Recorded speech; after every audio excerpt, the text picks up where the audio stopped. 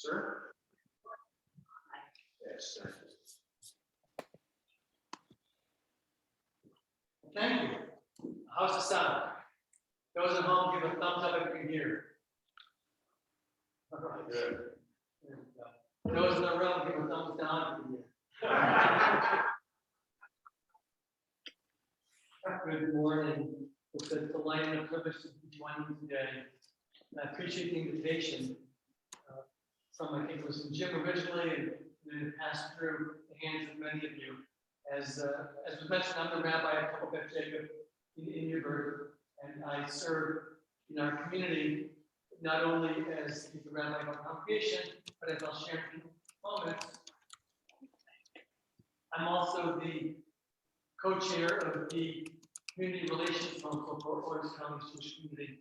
And so I am somewhat responsible, as we'll mention, for all of this kind of work that we do, and even more global work that we do in the larger community. But I want to begin with teaching you a short little phrase, which is part of Jewish rabbinic teachings. When I say rabbinic, the rabbinic period in Jewish life goes from around the 1st century BCE till about the 5th, 6th century CE. And that's the time when rabbinic literature was generated. Post-biblical, biblical literature was included around the 1st century CE and some of the earlier than that. So in the Talmud, our major post-biblical code of Jewish law, dating, like I said, to the early 6th century, we find this tiny little phrase which has significantly defined Jewish relations with other communities for millennia. Penned in Aramaic, which was the lingua franca at the time, and it was penned in that language so that everybody would be able to understand, because many people don't understand that for about 1,000 years, Hebrew was not the major language of Jewish life. It was rather Aramaic. That was the lingua franca of Eastern Mediterranean. We find this little snippet, this little text. Dina de Mahuta Dina. The law of the land is the law of the land. Anybody here named Dan? Named Dana? My brother's Dan and my sister-in-law's Dan. They married. They had A, married. But anybody know someone named Dan like I do, or named Dana? That's a Hebrew word which comes from the word law. And so Dina de Mahuta Dina, the law of the land is the law of the land. Essentially, what Dina de Mahuta Dina teaches, it asserts that Jews and Jewish communities, which live in lands governed by other peoples, must follow the laws of those lands. And although Jewry has had and continues to have our own code of Jewish law, notably, like I said, the Talmud and the laws that preceded it and the laws that succeeded it as well, our law has to be secondary to the law of the host community in which we are living. And especially when the host community has laws which govern or conflict with a concern that is part of Jewish law. And I must mention that you should be aware that Judaism is essentially a system of law. It's essentially a system of law. As we know in the biblical text, there's not 10 commandments, there's 613 commandments that are given in Jewish laws. And those laws have been extrapolated. And so I would say that when the Roman period came about, a little past Roman period, we already had thousands of tomes of Jewish law when Europe was illiterate. True. So, law is a fundamental system and code of Jewish life. And let me give you an example. During the Roman period, Jewish law was allowed to control and to govern in religious status issues. Who's Jewish, who's not Jewish, who's married, who's not married, not married. All that stuff is Jewish religious status concern.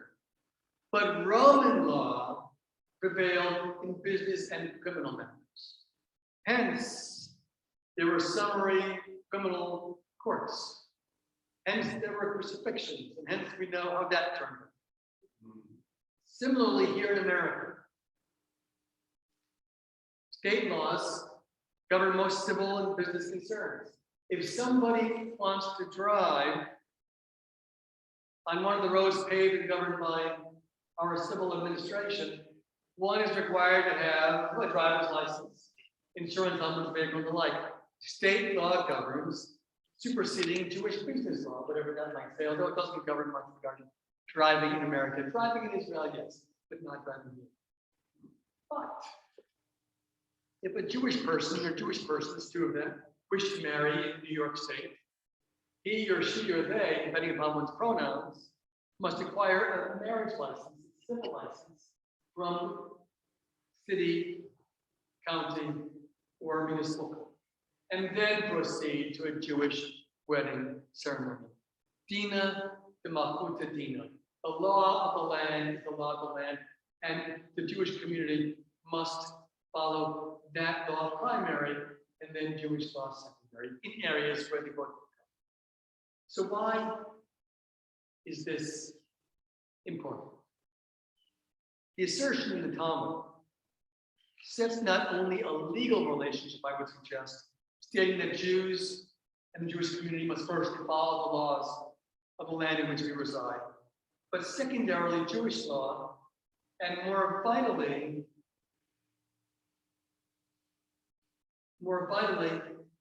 Jewish community, it affirms that Jews must engage fully in the life of the lands in which we reside.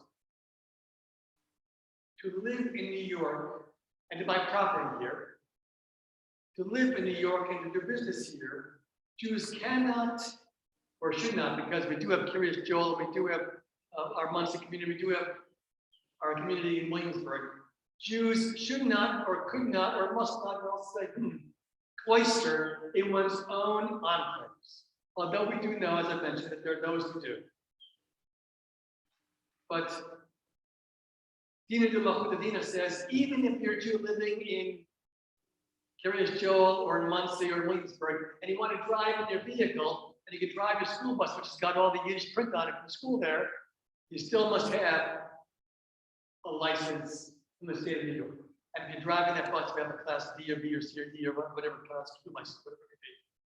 And you must have insurance, and you must pay your taxes to the state of New York, as well as to the government. Although, unfortunately, we know there's all kinds of manipulations that go on. But there's more.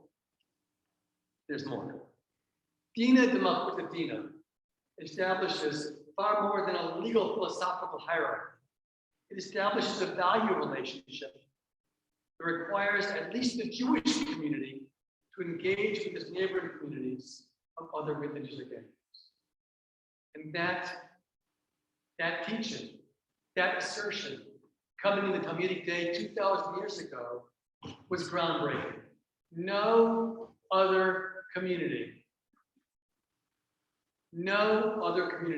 asserted such a value system 2,000 years ago and has maintained it for the very history that I've described.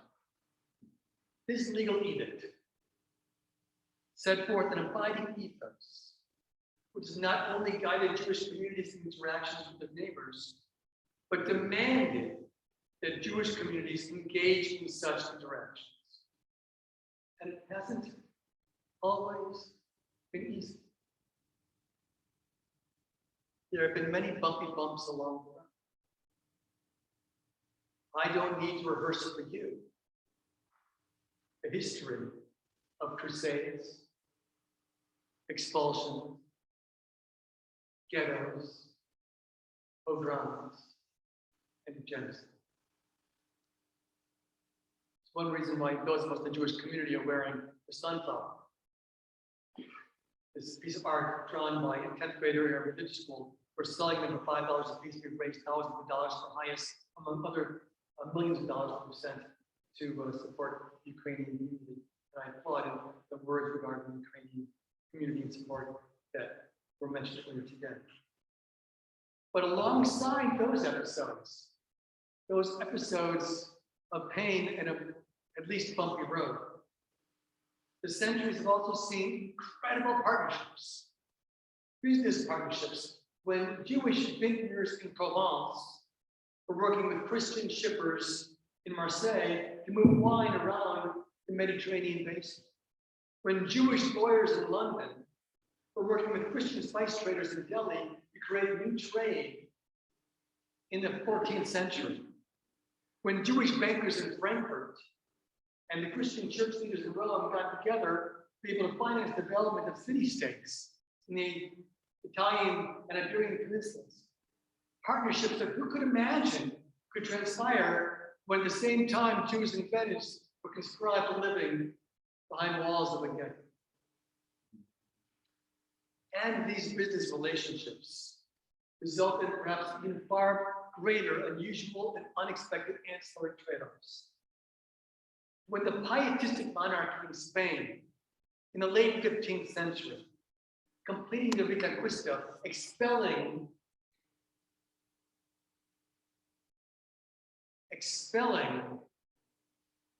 those who were of the Islamic tradition, wished to finance an exploration of the New World to compete with their Portuguese, English, and Dutch competitors.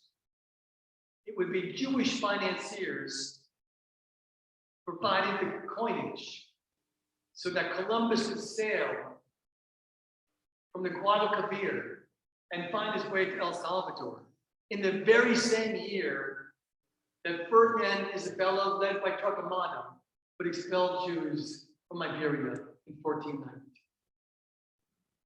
Take that. Take that. Jewish gold funded the Nina the Pinta and the Santa Maria to benefit the resurgent Catholic Church in Spain, to discover a place here that we might call a home for everyone. Moreover, 3 centuries earlier, when Europe was in its medieval dark ages, when literacy in Europe was down to less than 2%, and that's the male literacy, the female literacy was 0%. In the 13th century, European Jewry and the Islamic community were celebrating their golden age of Spain, when the poetry that came from the Islamic and the Jewish world, primarily written in Arabic, was the greatest, perhaps, shared in all of European history. Crafted epic poems as Jews and Arabs together.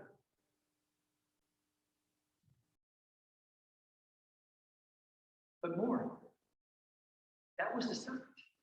Jewish and Muslim translators, led by Averroes commentaries. Averroes, you may know, was a contemporary of Maimonides, living together in Cordoba in the 13th century. They found some long-lost Greek texts, and working together, they translated them from the Arabic back to the Latin, and what they discovered Aristotle, who had been lost for 800 years, held and found in the Arabic, retranslated to the Latin, launching the European Renaissance with a thank you from Raphael and Michelangelo to the Jewish and Islamic translators who found the texts to bring Aristotle and Plato and Homer, Aristophanes back to a world that had been dark.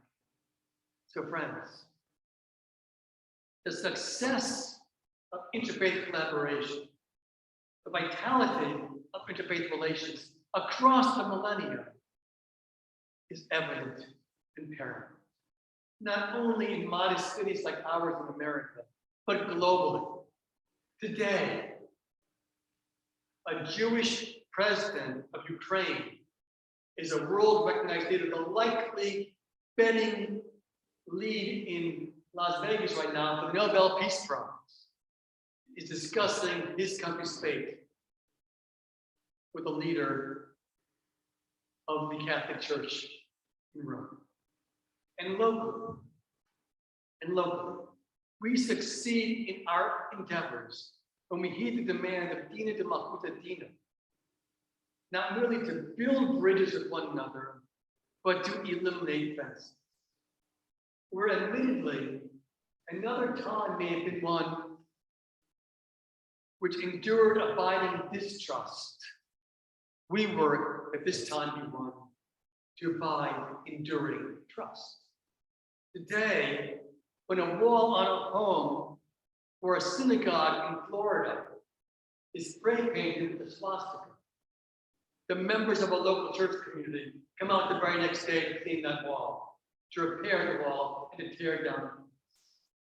This is simply because we've made our ethos one of engaging and discussing our roles with one another, not accidentally because we bump into each other at the supermarket, but intentionally and deliberately because we know the benefits of engagement. I'm pleased, like I said at the outset, and proud to be the co-chair of the Community Relations Council, the CRC, of the Jewish Federation of Greater Orange County. We reestablished the CRC in 2020 after it had been dormant for some time. And today it has got 4 subcommittees working to establish and develop relations with interfaith groups, with other Jewish denominations, and with our governmental leaders. And I'm pleased and proud that when Congressman Maloney wanted to work to develop a process to expedite funding for churches, for synagogues, and mosques to gain access to resources for safety in our communities, he called my office and we met in my synagogue. We've been working together along with other congresspeople around this country to make our places safer. And I heard the word before regarding things, the doors are locked and that we take care of our facilities. We have to take care of all of our facilities because unfortunately there are those who wish to spoil it. It's clear, it's patent because we need one another together. And there's more. Just this week, Governor Hochul announced $2.6 million to aid New York's aging Holocaust. Because last week was a week which included Yom HaShoah, Holocaust Commemoration Day. This winter, a Mormon congressman from Utah and a Jewish senator from Ohio co-introduced legislation, which I'm pleased that Congressman Maloney and I worked at his office to join into, to expedite resources for religious institutions to gain funds for safety. In the 1990s, actually it was 1995, because I was in the room, the late Senator Orrin Hatch from Utah, a Mormon, and the late Senator Teddy Kennedy, a Catholic from Massachusetts, co-sponsored RFRA, the Religious Freedom Restoration Act, to protect the use of Jewish sacramental Shabbat wine, Christian sacramental wine, and peyote, used by certain Southwestern Indian tribes to protect that religious usage in places like this from being overly regulated by stringent governmental officials in 1995. Imagine what they would do with it today if those religious organizations were subject to the control of fundamentalists in Congress who have been resurgent in recent years. And I was in the room when Senators Hatch and Kennedy were honored by the Reformed Jewish movement for demonstrating the best of religious dialogue by bringing the Mormon, the Catholic, and the Jewish community together to protect the rights of all, including Indians who didn't have the voice and didn't have the access to a Senator Hatch or Senator Kennedy, which we did. All that we achieve comes when people of diverse and varying backgrounds link arms and resources to make our common world a place where we can have a common room. When legislators cross aisles, because they do cross aisles, to work together, because there's so much that we need them to do together, and they'll come together if we come together to bring them together. When those of different religious traditions can study and learn each other. And this only happens when there's dialogue and collaboration and shared vision and intention.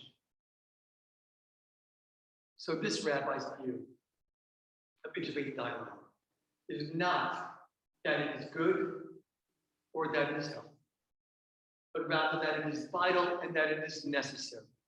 It's not only enlightening, but it's exciting. It's truly what floats our boats. If we live in an insular way, we live in an insular way. And this is one community which doesn't do that. It's not only good neighborly, but it's the design of the heavens. 4, the very same Talmudic text, which gave us Dina de Malchuta Dina, the law of the land is the law of the land, also taught that in Genesis chapter 1, when God created humanity in whatever way that we wanted to circle it, God did so from a single mold, it says in 2 Timothy 4:5. That God created all human beings from one mold. But every one of us is different. However, when a government coins nickels and dimes in a single mold, they all come out the same. Hence, when the Holy One creates us, God created us with the intention that we actually be diverse and be different, and to bring that diversity and difference together so that we could build a world of uniqueness and difference. And moreover, and most importantly, so that not one of us could claim a greater ancestry or a greater nobility, because we all came from the original source together. That we've evolved differences isn't a problem, it's our greatness. That we've evolved variety testifies to our creativity, and testifies to that creativity that was implanted in that human DNA. In whatever Genesis story we want to adopt, it speaks to the richness, the potential, and the possibility we might achieve. But yes, there's differences. Yes, there's variety. Yes, there's opportunity.